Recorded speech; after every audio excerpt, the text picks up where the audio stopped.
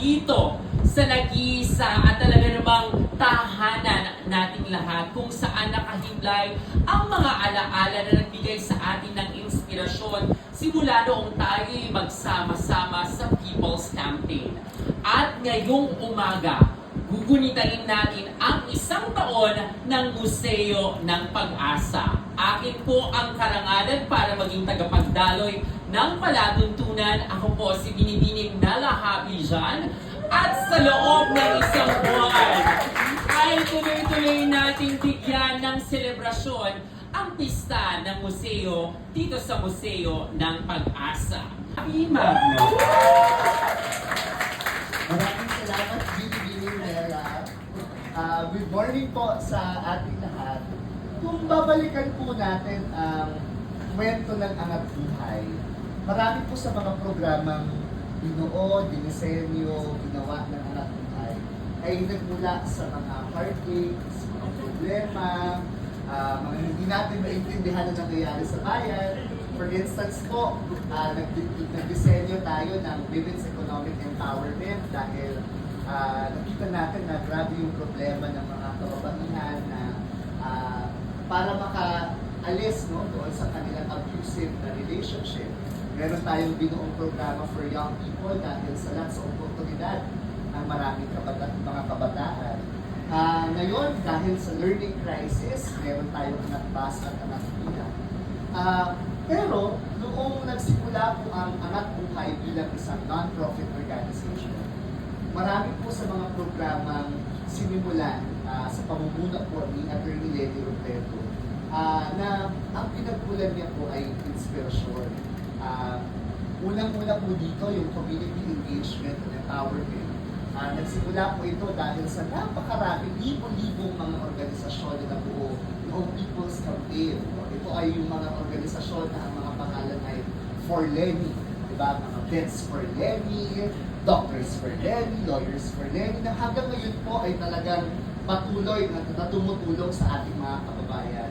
At ngayong umaga, inulunsad din po natin yung pinakabagong pillar ng Angat Buhay na dulot po ng inspirasyon na nakuha natin, na nayakap natin mula sa iba't ibang mga artists na nagsama-sama para suportahan hindi lamang yung kandidato natin ito, pero yung collective na paniniwala natin na dapat ang bayan natin ay pinapamunuan ng maayos, transparent, accountable na nalito.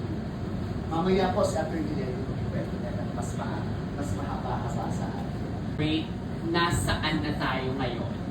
Nagpapatuloy. At yun yung pinakamahalagang bunga ng pag-asa. We continue and we keep going. So this museum is for the hopeful hearts out there, including you, Team Bahay. Kung kayo man po ay nanonood sa anumang sulok ng Pilipinas at ng buong mundo, ay welcome na welcome po kayong makisaya dito sa amin ngayong umaga. Kaya naman po, sa 1 taon natin dito sa Museo ng Pag-asa, ay ating gugunitain at kikilalanin ang mga taong nagsama-sama at nagtulong-tulong para mabuo ito.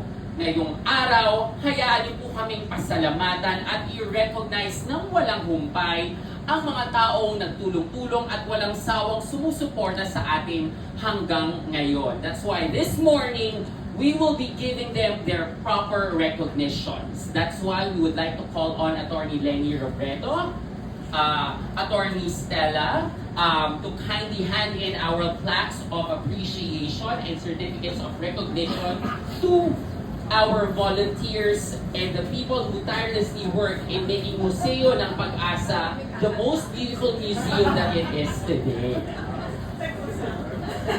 Narito po ang Team Museo na binubuo ng mga individual at mga grupo na kilalang-kilala sa kanilang mga sining at industriya. Sila po ang mga tumaya kahit nung nasa OVP pa lamang tayo at napakalaking bagay na itinahagi nila ang kanilang expertise para sa Angat Buhay na walang hinihinging kahit na anong kapalit. Unahin na po natin si Binibining Chris Rodriguez Yulo.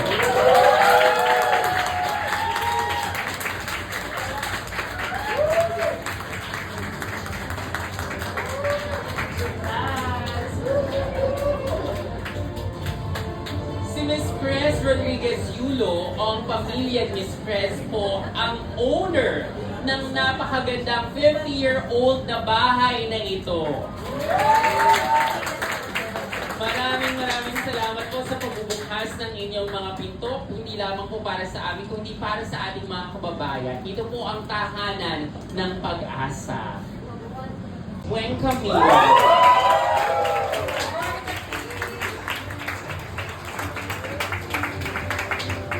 Si Architect Peach na tumulong sa pag-renovate ng ating museo.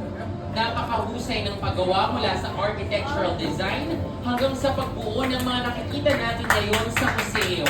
Maraming salamat po.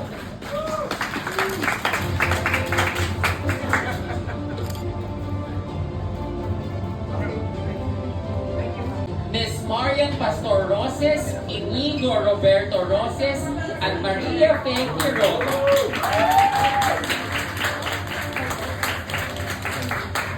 Sila po ang ating mga museum curators. Naisaayos nila ang mga kwento ng libo-libong mga bumuting regalo ng ating mga kababayan sa mga people's rallies, house-to-house campaigns, at naisabuhay ang mga designs, artwork, creative expressions ng napakaraming kabataan mula sa iba't ibang bahagi ng Pilipinas nang dahil sa kanila. Maraming salamat po. Pugay din po kina Binibining Cynthia Almario at Binibining Ivy Almario. Ang Almario sisters ng Atelier Almario ay kilala sa industriya ng interior design.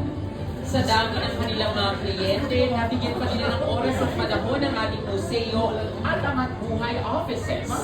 They bring functional and aesthetically appealing spaces to life.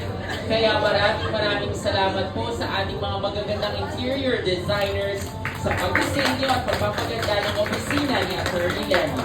Lenny Sanders.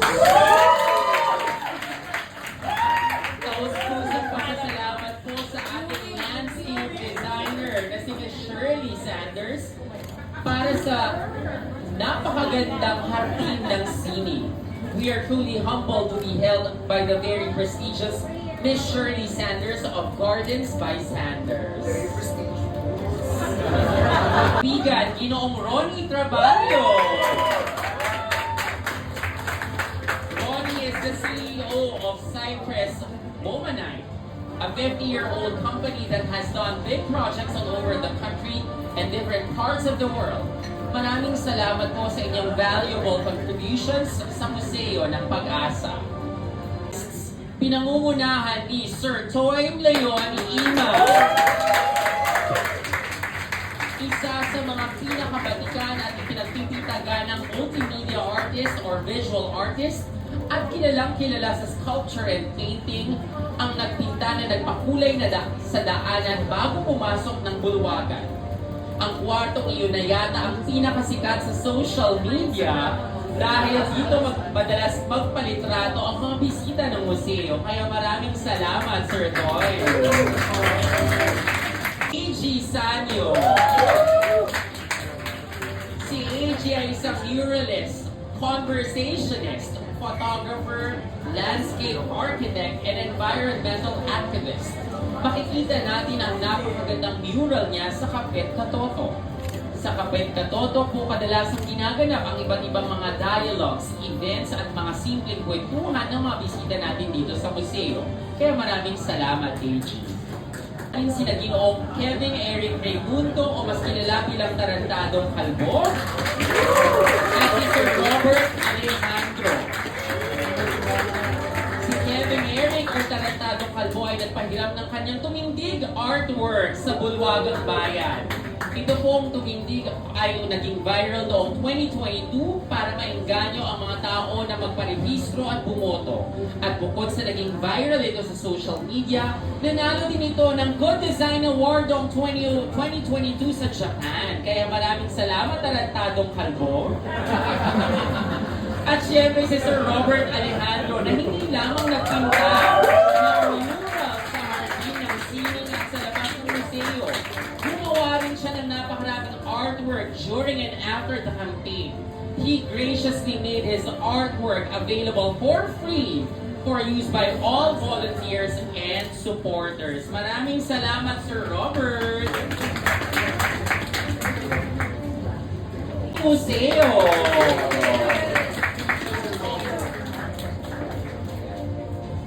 Ang buong Team Museo.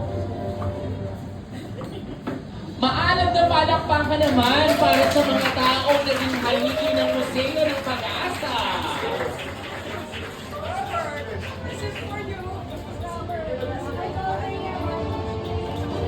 Diba? Our dream team, the team that made hope possible. Maraming salamat po. Magandang umaga po sa ating lahat. Napaka-sayang nag-gather na naman tayo ulit dito sa isang sacred space para sa atin, na safe space, a space where punong-puno ng puso. Kaya nung nabalitaan namin no, na magkakaroon ng fifth pillar, ang Angat Buhay Foundation, and it's the arts, no, nakakakuha namin si Joy at kasi Mark na parang na meron silang plano na pinaplano, they're hatching something for mga young people, no, sa kanilang programa para art education, kumbaga, no? Making it more accessible to a lot of deserving young artists, no? Kaya sabi namin, gusto namin tumulong dyan, susuporta kami dyan. And kaya in a way na ang aming, nag-usap kami sa pamilya namin, no? And I've talked with my wife, si Liza Lee, who's here right now. And of course, si Ricky Francisco, curator and an artist, no? Napag-usapan namin paano tayo pwedeng tumulong sa programa nito. So we thought of approaching Ricky and asking, bakit hindi tayo mag-print ng G-Play print, no? And we can fundraise in order to help at least finance the first year of operation for this particular, no? And hopefully we can extend more, no? Kaya the family have decided na we will be entrusting, no, this painting by my dad,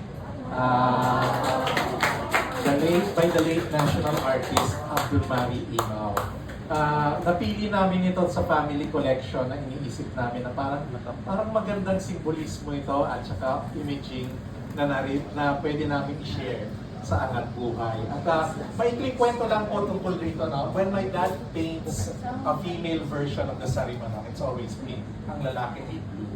At ang storya rito is that, ito yung pinaka-favorite niya. Marami pong storya tungkol sa Sarimanok. Pero ang pinaka-paborito po niyang kwento ay isang pag-iibigan between a heavenly prince and an earthly princess. So ang nangyari nito, may ordinaryong manok na puti, no, that delivers the love letters between the two. Pero nagkataon na isang gabi, nagkaroon dito sa very stormy night, on its way back to deliver a message from the prince down to the princess, binagyo at nalito pauwi yung manok. So yung tatay ng prince ngayon ay nag-awa doon sa manok at gusto niya magkatuluyan yung dalawa.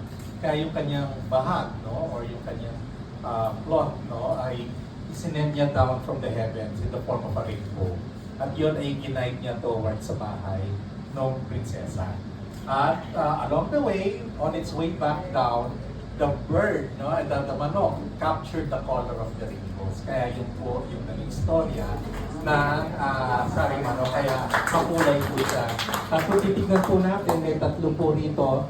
Usually may mga 3 or 4 ang inalagay niya. Pero we want to believe that this is interpretation ng parang yung major island groups, Luzon, Visayas, at Mindanao. Na we wanted na maging aware yung majority ng Filipinos about how rich the culture is, no, sa Mindanao. Kaya tinignan namin ito na it can only go to one place na parang plinano namin na i-entrust namin yung kanyang image rights at saka yung production ng any collateral that will help fund the first pillar ng program of Angat Buhay Foundation. Kaya po, ito po ay pakikita po namin, we will be producing 300 prints, no? GTA prints. And sa tulong ng ni Ricky Francisco ay tinulungan po namin, tinulungan niya po kami para i-produce po itong limited number of 300, no? We have produced the first 10 batches already, no? For the board, sold out na po siya agad. And this will be accompanied by a certification, no? Numbering a print. At pinirmahan po bilang representante ng pamilyang Imaw. Ito po yung magiging parang certification niya. Naririto po yung firma ko representing my mom and dad, Grace and Abdul Mari Imaw's memory, no? At pinirmahan po ni Ma'am Lenny rin po as a contribution, acknowledgement as a contribution, no? So we will be donating the entire proceeds, no, of the prints to Angat Buhay's fifth pillar for arts and culture. At nagpapasalamat po kami rin po, ma'am, sa oportunidad na binigay po namin na makapag-ambag sa bagong programa ng Angat Buhay. Maraming salamat po. Pag-asa sa bawat kabataang Pilipino. Kaya naririto po ang ating leader ng Pag-asa, Attorney Lenny Herona Robredo. Maraming salamat, Mela. Magandang umaga po sa inyo lahat. Happy anniversary sa atin. Siguro akma lang na narinig nyo na to, pero gusto ko lang ulitin ulit yung kwento ng Museo ng Pag-asa. Dahil ito ay anniversary natin. Nagsimula yung konsepto ng Museo ng Pag-asa sa isang pangarap. Hindi ko alam kung ilan sa inyo yung nakapanood ng isang Facebook Live na ginawa ko. I think it was still during the campaign. Na pinapakita ko yung mga gifts na binibigay ng mga supporters. Iniisa-isa ko yung mga gifts na binibigay ng supporters. And pangarap na siya dati, pero casually, na-mention ko lang na sana pagkatapos nito lahat, magkaroon tayo ng, makahanap tayo ng lugar na iha-house yung mga regalo. Kasi parang nakakasayang na mapupunta sa bodega. Wala naman akong paglalagay sa bahay kasi napakaliit ng aming bahay. Pero parang sayang na ang gaganda ng mga binibigay, tapos hindi siya ma-share sa iba. Nakita nyo naman dito, di ba? Parang lahat talaga works of art. Hindi lang siya simpleng regalo, pero napakahalaga niya kasi in-express niya sa iba't ibang mga art forms. Yung parang desire, saka aspiration for a better country for all of us. So, sobrang blessed tayo. Kasi nung ginagawa ko yung Facebook Live, si Cres, na yun yung ating savior, si Cres ay nanonood. Nanonood si Cres, hindi kami magkakilala, pero kilala ko yung asawa niya, si JJ. Pero hindi ko alam na mag-asawa sila. Actually, nalaman ko lang na mag-asawa sila nung launch yung launch nung Angat Buhay. So, tumawag si Cres sa isa sa atin. Tumawag siya, sinasabing meron kaming bahay na pwede naming ipahiram sa inyo. Kung gusto nyo, tingnan nyo. So, after the elections na yata, after the elections, pumunta kami dito gabi. Syempre dahil hindi na siya ginagamit for, I think, 2 years. Kasi dito sila lumaki, sina Cres. And grabe yung coincidence kasi 3 babae din silang magkakapatid. Pero after their dad died 2 years before they offered this place, parang wala na nag-occupy. So, syempre yung mga ilaw, hindi pa ganito. Medyo madilim, pumunta kami gabi. So, ang gandang-ganda na kami sa lugar. Pero hindi namin siya ma-imagine. Hindi namin siya ma-imagine kung paano pwedeng i-convert into a museum. Syempre, yung aming mga savior, si Architect Peach. Syempre wala si Architect Peach ng lakas kung wala si Presi. pumunta, sabi ni Architect Pitch, kaya itong ayusin. Pero yung itsura, hindi pa din namin ma-imagine. Siyempre, to the rescue, ang Almario sisters, si Cynthia saka si Ivy, kasi we have been doing projects together already. Si Cynthia saka si Ivy already helped us nung papasok pa lang ako as Vice President. Sa Office of the Vice President, nakita niyo sobrang ganda dahil din yun sa kanila. Mga powerhouse in terms of interior design, pero laging libre yung services para sa bayan. So tiningnan nila, sabi nila, kaya ito. Very promising ito. Tapos parang everything just fell into place. Siyempre, kung nandyan na si Architect Pitch, nandyan na si Cynthia, saka si Ivy, hindi pwedeng mawala si Mrs. Sanders, saka si Ronnie. Kasi during the pandemic, we have been doing our Oasis projects with them. Hindi ko alam kung napanood nyo sa mga Facebook videos namin dati. Kung naalala nyo, nagbibuild tayo ng mga temporary shelters for frontliners inside hospital compounds. Yung kapital lang natin noon, kasi binigyan tayo ng IKEA nung mga temporary shelters. And grabe, parang magic wand, kinonvert nung, hindi pala triumvirate kasi 5 kayo. Kinonvert nila into an oasis for our frontliners. So sa architecture, si Architect Peach, sa interior design, si Cynthia saka si Ivy, sa landscaping, grabe power duo, si Mrs. Sanders saka si Ronnie. Buhay pa nun yung dad ni Ronnie, kasama pa natin yung dad ni Ronnie sa pag-conceptualize ng lahat. So, yung relationship namin, parang buo na yung team during the pandemic. Tapos nung nagkaroon tayo ng Museo ng Pag-asa, lalong nabuo. Nadagdag si Marian Roses, si Inigo, isang team sila lahat. Pati yung mga fine arts students sa UP, sila yung ating curator, the best curator in the Philippines. Sila yung nag-curate ng museum. Ilang buwan na yan si Inigo, dito na yata inaabutan ng breakfast, lunch, saka dinner para ayusin yung lahat. Tapos, nag-onboard na si Toyn, nag-onboard na si Robert Alejandro. Kaya pag nakikita nyo, the most Instagrammable place in this museum is the work of Toy. Nakakatawa pa kasi every time papasok yung mga tao, pinipresyohan yung kwarto.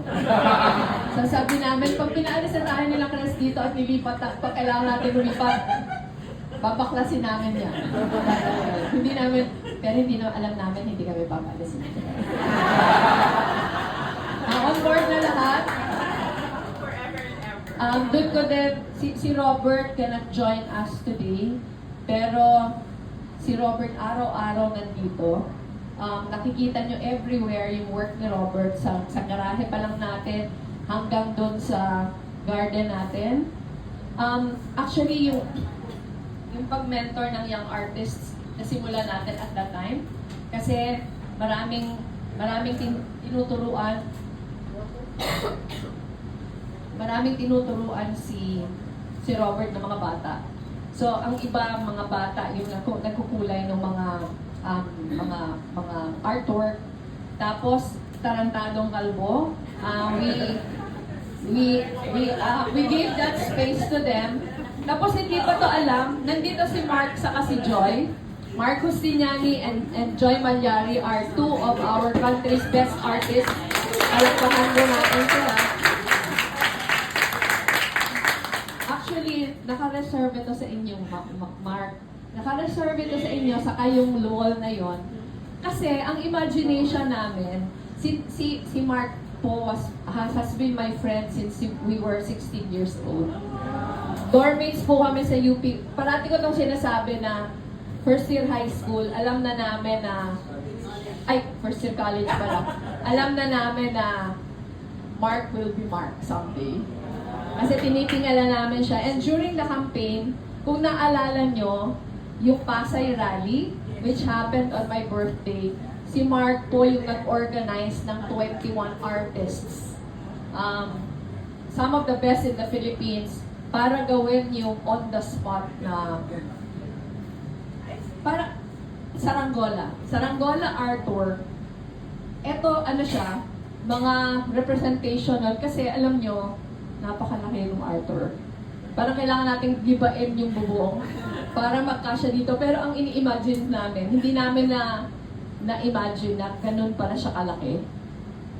Ini-imagine namin, ilalagay siya dito because it was so much a part of the campaign.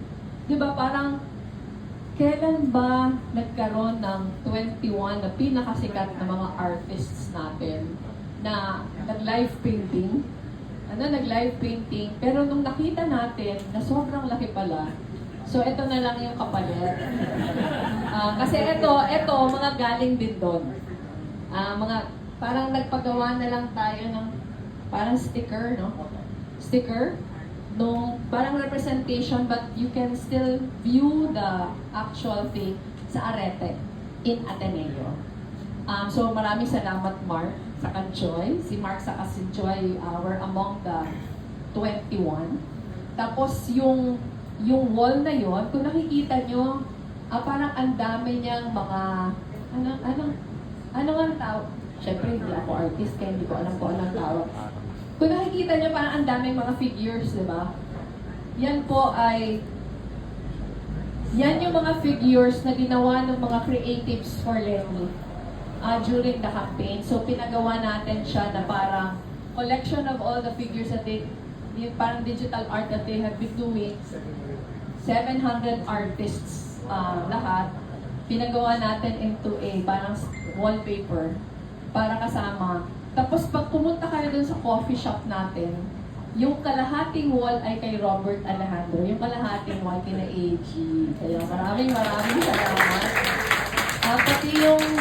Pati yung sa conference room, pag nakita nyo, so kaya ko siya kinakwento kasi parang sobrang given na yung kampanya natin was unlike no other. Kasi driven talaga siya by the creativity of the Filipinos. Diba? Driven siya by the creativity of the Filipinos na nung nag-start pa lang kami dito, we have been, hindi lang namin nabubuo yung konsepto, pero alam namin na eventually we want this as a hub for artists para dito sa atin. In fact, nandito yung another set of Almario sisters. Yung kanilang patriarch, si Rio Alma, na ating national artist for literature, has been here a few times kasi talagang yung dream talaga namin, paano ba natin mabubuo yung programa para parang yung sinabi nga ni Tom kanina, ma-popularize, maka-hold tayo ng mga talents, young talents na otherwise walang access sa mga mentors na deserve nila. Tapos, na maibaba natin sa communities, yung iba't ibang form ng art. Kanina, pinarangalan natin yung mga merchandisers natin. Yung mga merchandisers natin, sila yung nagbebenta sa museum shop na napakabenta ng ating museum shop. Hindi naman sila lahat mga negosyante na before. Parang binalikan lang namin sila kasi sila yung mga nag-start ng mga campaign merchandise na mga maliliit lang. Di ba ang daming lumabas? Ang daming lumabas. So when we were setting up the museum, naisip natin na bakit hindi sila yung itap natin sa museum shop. Nakita ko yung kaibigan natin si Cynthia, si Ces, nasa likod. Biktima ito si Ces. At ang pag-ayos din dito sa museum. So maraming salamat, Ces, for all the help that you have given us when we were setting up the museum. So pag nakita nyo po yung museum shop natin, napakasimple niya lang, ang liit na space.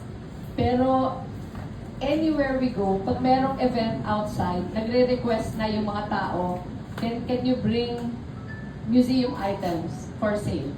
So, sobrang benta. And, ano yan? Pati sa US, papunta po ako doon kasi may mga speaking engagements ako. Nagre-request ba naman sila na magdala ako ng mga, paano ko yung dadalhin? So, baka kasi niyang sumama. So, pag nakita niyo po, talagang parang obvious na, di ba? Parang obvious na papunta tayo dun sa fifth pillar. Hindi lang talaga namin mabuo. So, nagpapasalamat ako kay Mark, saka kay Joy. Dahil si Mark, saka si Joy, kung nakikita niyo po yung napakagandang painting sa harap, saka sa side, yung nasa harap po, ginawa yan ni Mark during the campaign. Ako yan. Obvious ba? Tapos yung napakagandang nasa side ay kay Joy naman. So sila talaga, plus syempre si Toyn, yung tumulong sa ating buuin. Yung ilo-launch natin na first program under yung ilo-launch natin today na first program under our Angat Sining pillar. So, ginagawa natin ngayon na fifth pillar yung Angat Sining. So, ang pinaka-concentration nito, arts and culture.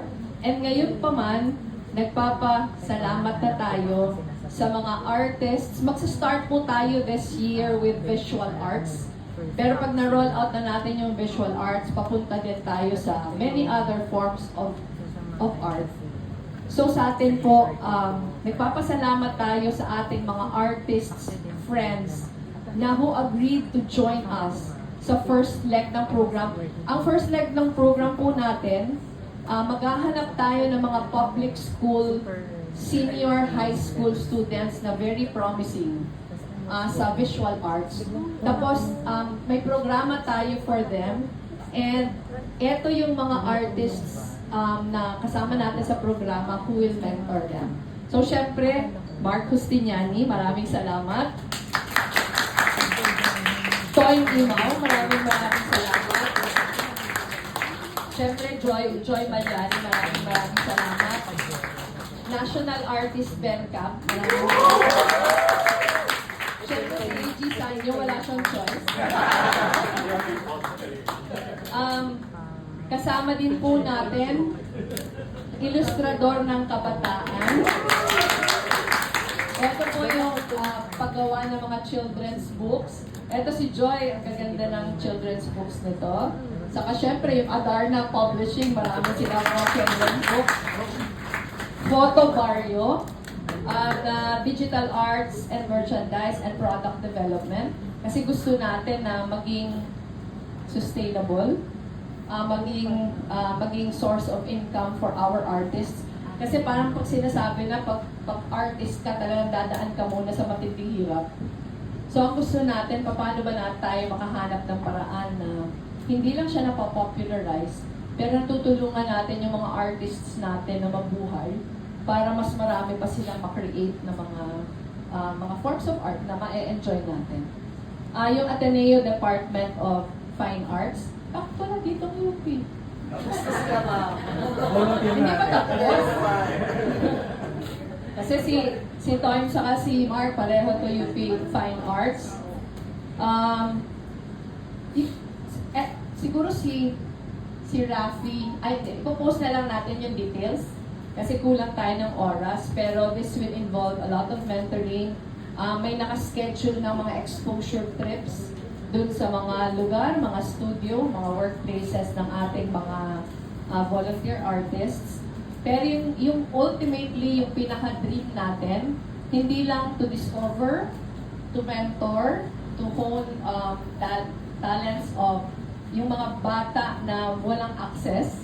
So, ang choice talaga natin, mga public school artists. Pero eventually, maibaba siya sa mga localities na makakreate na mga art communities na magiging localized yung pagpapopularize ng arts. Kasi for a very long time, laging naiisip na yung yung art appreciation pang mayaman lang.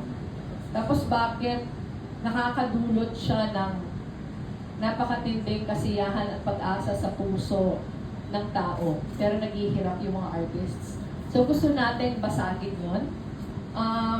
Alam namin na napakalaking challenge. Pero sobra kaming na-inspire na yung mga artists na mga kasama natin who have made a name for themselves already. Parang they don't need to prove anything anymore dahil sa mga nagawa nila, pero they're only too willing to share what they have. So we are very excited about this. Kausap na din natin yung ibang larangan ng mga arts. Ngayon, yung visual arts yung first program natin. But Ryan Cayabyab, national artists Ryan Cayabyab and Alice Reyes, national artists for dance, have also promised to start similar fellowships. In fact, they were with us in Naga. Kasi yung Naga, tinutulungan natin yung small art community in Naga na maka-take off. Maraming salamat ulit, Mark. Pasensya na, sana hindi... Nahalata mo na ba? Naaabuso ka. Pero maraming salamat kasi we invited Bencam over Suntok sa Buwan. Pumunta. Tapos si Mark, alam ko hindi siya makakahindi sa akin. Pero parang hindi lang si Mark yung pumunta, hindi lang si Joy yung pumunta, pero an entire group of, hindi lang ito yung good artists, mga mahuhusay na artists, pero ito yung mga artists na nagsa-start ng pag-localize nung art scene. So with Mark, kasama namin si Manny Garibay, kasama namin si Renato Habulan, kasama namin si Alfredo Esquillo, si Charlie ko kasi na-cancel yung flight. Pero he is also willing to help us set up. Ito yung may mga ginagawa na sa kanya-kanya nilang mga lugar. Si Mark has a very good plan sa Tanay na residency for artists. Si Manny Garibay sa Cavite, si Renato Habulan, saka si Eski sa Batangas, si Charlie ko sa Bacolod. So marami ng mga nangyayari. Pinagbigyan din kami ni Ryan Cayabyab saka ni Alice Reyes. In fact, pwede ko ba sabihin nila? Pwede ko ba sabihin? In fact, may dadalhin kami dito na mga tatlong representative yung mga sa dance, local dance artists sa Naga on Wednesday kasi may exclusive viewing for Ramahari. Rehearsals for Ramahari na gusto natin ipakita doon sa local artists para ma-inspire sila. So we are very, very excited about this. Sana mas marami pang mga established artists yung makuha natin to help us. Kasi ultimately, parang yung preservation of culture, hindi lang talaga yung pagpiga ng artistic abilities, pero pwede siyang maging daan para mas maging mabuting mga Pilipino tayo. Pwede siyang daan na mas na-express natin yung mga saloobin natin.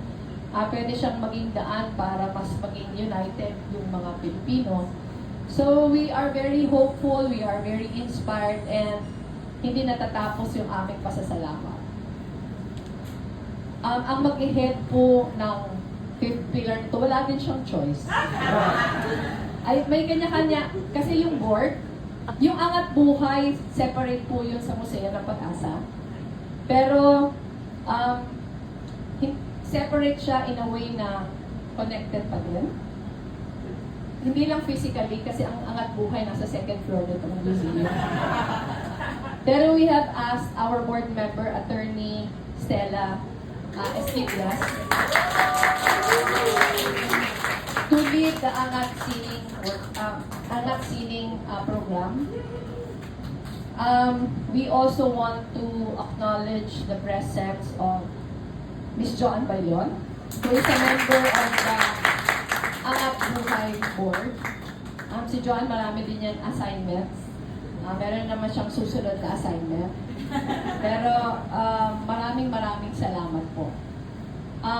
Doon po sa mga nanonood ngayon sa Facebook Live, abangan niyo po yung announcements sa ating Facebook page, Angat a month-long celebration ngayong September.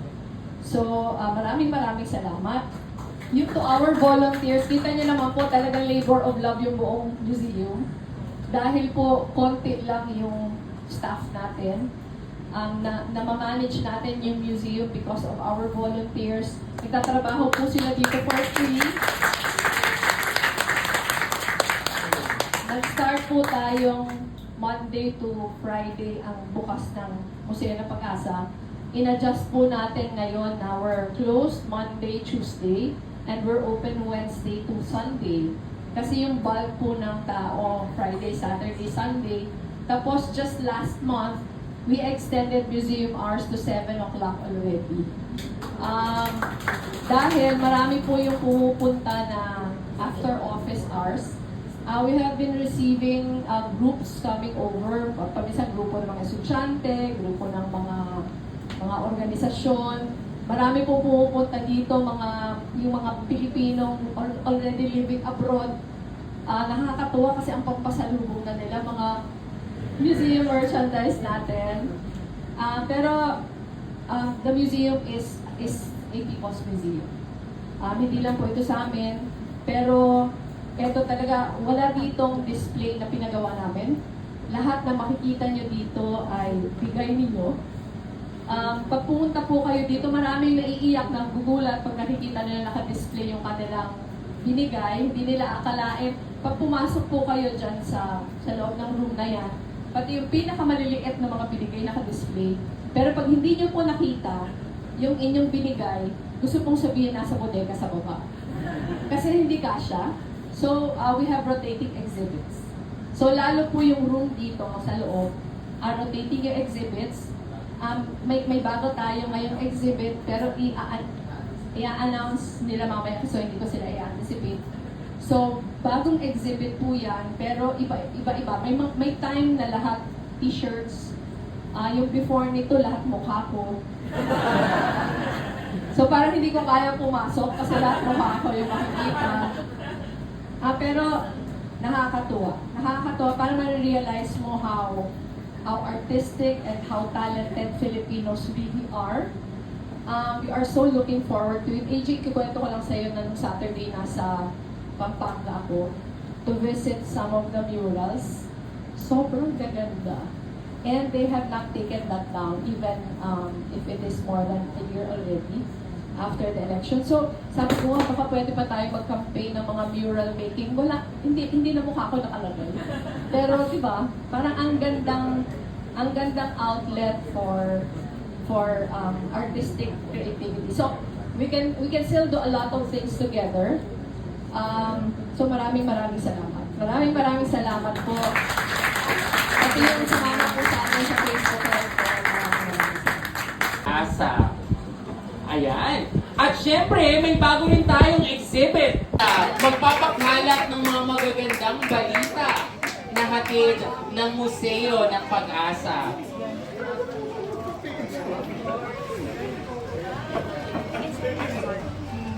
At syempre, kabahagi din ng ating media arm. Officially po, simula sa araw na ito, ay ang official PR team po ng Angat Buhay at Museo ng Pag-asa ay ang Castro PR. And they are doing it for free. Of course, that's headed by my bestie, Jenny Ducan.